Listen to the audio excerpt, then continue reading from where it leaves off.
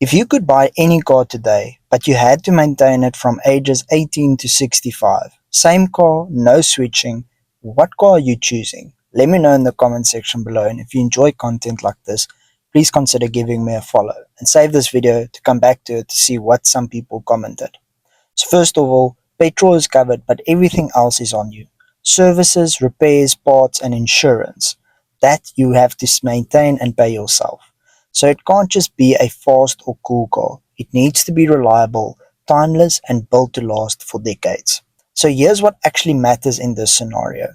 Long-term reliability, parts availability for decades, a design that won't age badly, and comfort as you get older.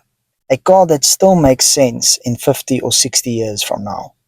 Now that immediately rules out a lot of flashy, high maintenance cars. And personally, I'd look at brands that have serious longevity. Something like a well-built Mercedes-Benz. Cars that have proven themselves to last a lifetime and that is easy to maintain and great to drive for a longer period of time.